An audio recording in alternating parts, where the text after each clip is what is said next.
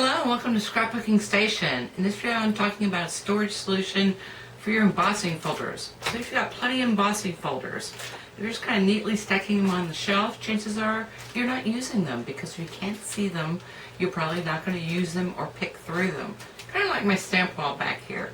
So I'm going to put the camera over my shoulder and we're going to take a look. I know you've already seen the punchline, so what I'm going to do is suggest a different way to kind of store your embossing folders. So originally, if you got them stacked neatly on a shelf, they're really hard to see.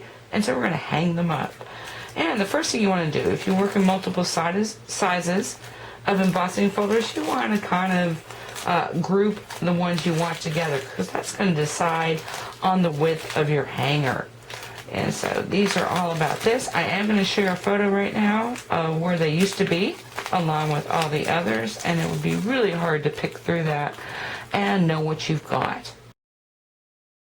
So for this hanger, I know I've got to start with 4 1/8 wide because they all will hang from the top. And so all I've done is taken a panel off of, this is actually a shipping carton. So I'm going to make it 6 inches wide. You want it wider. Like I said, these are 4 1/2 or 4 1/8 inch wide. You want it to hang pretty loosely so you can pluck them off. And now I'm also going to make them very pretty. And so I'm going to use some scrap or older pattern papers. I think this is called Venetian Romance. And so I've had it for a while, but I want it to coordinate where I already know it's going to hang. So I'm going to attach this on here. It's a little bit longer than 12 inches because of the flap. And so I'm going to piece that and piece that.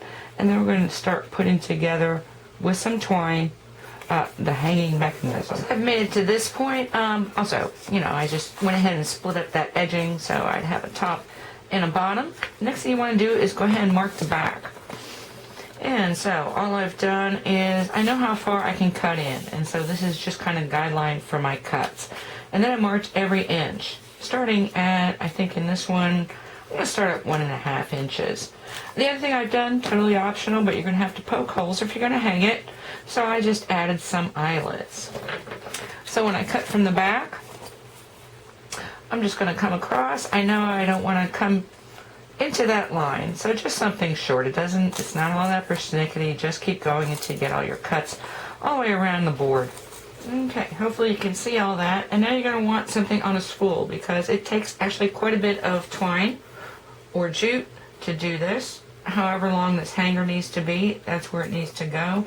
And you want to come up from the bottom for your first edge. So I just threaded this through this eyelet, pull up a length. It's not all that persnickety. Give yourself a little bit of twine. I'm just pulling it off the spool. And now I want to come into this first notch. And I want to pull it all the way across. And the important thing is that you skip a notch because the same thread is going to come back up. And you can see where this is going. I'm going to do one more.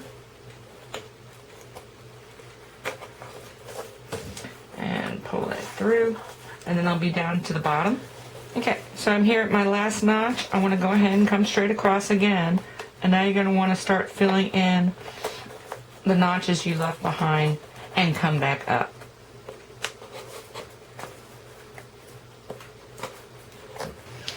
Okay, once you've reached here, so my last is going to be this second from the top. Go ahead and give yourself some length and cut that edge off the spool because now you're going to want to come up off or up through this other hole or eyelet in my case. And that's going to give me my hanger. So let me just flip it over so you can see kind of what the back is going to look like. So something like that. You know what? I want that one a little bit more in. Go ahead and tweak if you need to tweak. And then I will be back. Okay, so now your panel is ready for loading. And it's always easiest to start at the bottom. So I'm going to pick that up, lift it up, and there's my next piece. Now, before you start throwing away all this packaging, I haven't done this. And originally I thought, you know what if I made myself a little tag for my embossing folder that I can hook onto each one? Because some of these are not really clear what they are. And it doesn't matter whether you've got a paper wishes that comes something like this. This is somewhat generic, and that's why I embossed it. You know what? Stampin' Up, go ahead and take that smaller image and make yourself a tag, because sometimes, let me see, that's hard to see. But notice how they flip, and that's what I love. So even where I'm going to hang it, you know what? I can flip through pretty quickly and see what I've got. And we're going to take a look at that here in a second.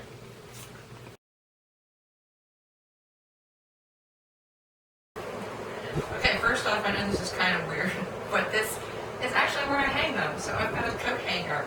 This is actually my guest bedroom, and so these are where my panels are. So I've got, you see, I've got 3 already done.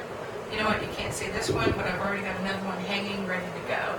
So this way I can come and flip through. And the reason I do this is because my wall space in there, and you can probably see another wall of stamps, is at premium. So this way I've got them, they're visible, they're easy to pluck off when I need one, and easy to use.